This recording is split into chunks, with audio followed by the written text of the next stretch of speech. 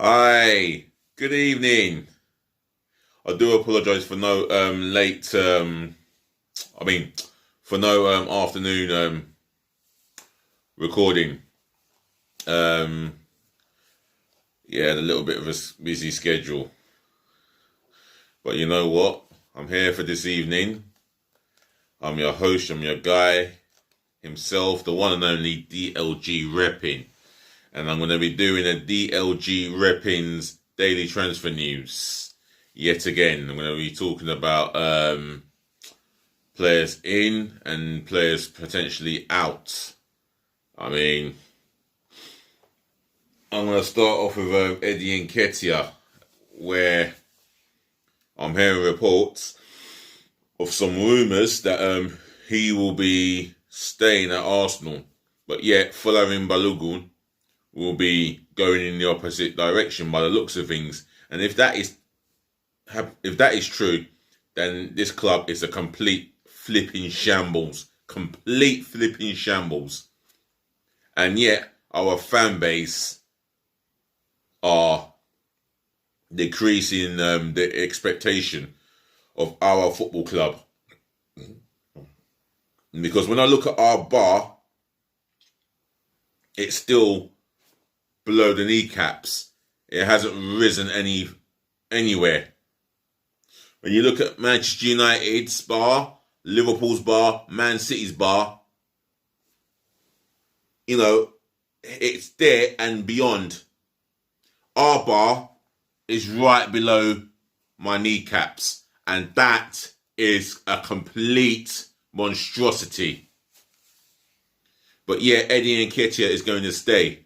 This is a guy who will score you 6 to 9 goals, if that, in the penalty box. You take him out of the penalty box, he offers diddly squats. Nothing. This is what clearly upsets me about this football club. The board of directors. And I don't know why Arteta would want to keep Nketiah when you can clearly see, and he clearly knows that Folarin Balogun will always be the better striker than Eddie Nketiah. So we're heading for another Gnabry part 2. Oh, I don't get it. I just don't get it. He is a proven goal scorer. I think he was more talented at, let's say, 17 than what Eddie Nketiah was. Fact. That's the reason why Chelsea let him go to us. So then again, and yet again, should I say, Chelsea are laughing at us again. If we're not getting their leftovers, we're getting a young player who never made the grade at Chelsea. Let's be real.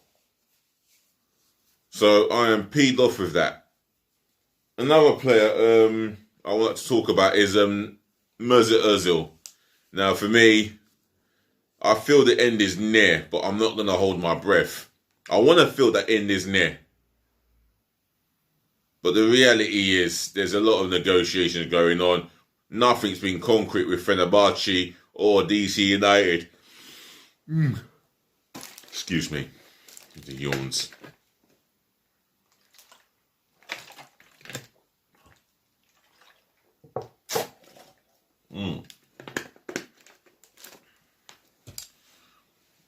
Well, what can I say about Mesut Ozil?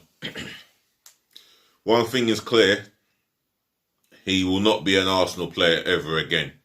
We will not see him playing for the club ever again, and hopefully the club will stop paying him at some point, because he's reportedly meant to cost the club £7.2 million. Let's sink in. That is a hell of a lot of money, and it stinks of fraudulent with deception. And that is what's going on with our club. Mesut Ozil. Right. Reece Nelson and Joe Willock. With Reece Nelson, he may have played his last game until he gets loaned to another club. God knows where he's going to end up. I would rather him stay personally. Joe Willock, now for me, he is positive running with the ball. I don't think he had too much of a bad game against Newcastle, but again, giving away fouls. I mean, another loan, but if he comes back and he still hasn't improved as a player, then, we have to look at a permanent. Kieran Tierney, now, I'm hearing strong rumours about Napoli wanted to go in with a second bid for Tierney before Arsenal got their hands on him and got his signature. Because Napoli were sniffing out, really keen on getting him. But he chose Arsenal, and we have to say we are all delighted. He is a long-term project, and there's no way we can just allow Napoli to get involved. Yes, maybe Napoli are competing in the Champions League. Their league positioning is higher than ours at the moment. But Kieran Tierney is in a very good place. And we're going to try and build a team around him and many of the quality young players that we have at the club, i.e. Smith Rowe and Bukayo Saka. Oh, and not forgetting Gabriel Martinelli. So I don't entertain this Napoli rumours. There's 2 words for you, Napoli. Get lost. So my next bit of transfer rumour going with the ins. I've now completed the outs, the ins. Julian Brandt, now I've spoken a lot about him. I don't think there's nothing happening with this situation in terms of his agent getting in touch with Arsenal or Borussia Dortmund as a club speaking to Arsenal. Don't think Arsenal have made an inquiry or even picked up the phone because it seems so quiet. Whereas with Emir Buendia, we know, or I know of that, from what I know, Buendia wants to force the move to Arsenal. And speaking of which, the same could be said about Yves Bizuma. He is very keen on the move. He seems very keen on the move to Arsenal, that he would like to force a move to us as well. So, that can be rearranged, but I think it'll be one. We might get one then the other, but I think, one's got to happen in January. It's either going to be someone in the mold of Emir Buendia. Hussam Owa, well, that's a longer term plan, and that's one for the summer.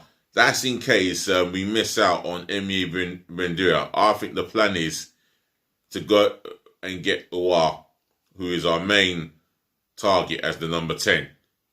Whether that happens or not,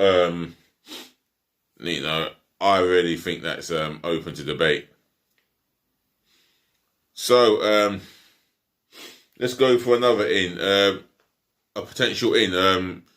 Patrick Daka. Now, I do not know too much about him. I'd like to think that he would be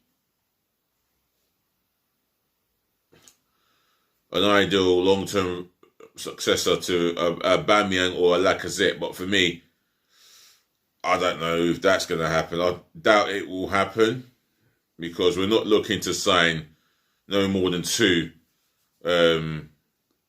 players for the squad because January is very tight. We might get a loan deal and a permanent deal. That is my prediction of the 2 sign. Well, I say prediction, but that's my idea of how Arsenal will sign 2 players. I mean, if you've got an opinion about who goes and who's coming in, then leave it in the comment section below. Please help me by liking, by smashing the thumbs up like button galore abundantly. And if you can, help me to subscribe to my channel, myself and I only, DLG Reppin', as I've always spelt it.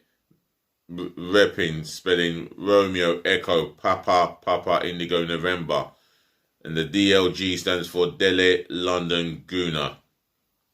Can't make it any clearer than that, but I like to be known as DLG Reppin'. For some of you who are watching at home, you know my real name. and not many know my full name, but I'm going to keep that to myself. And why should I tell you my full name? You don't need to know. If you can't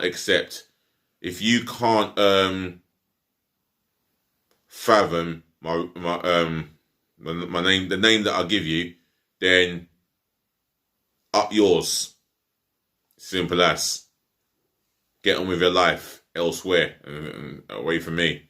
But other than that, I'm not here to say such bad things or such blunt things. I'm just here to talk football and keep it completely 100% football.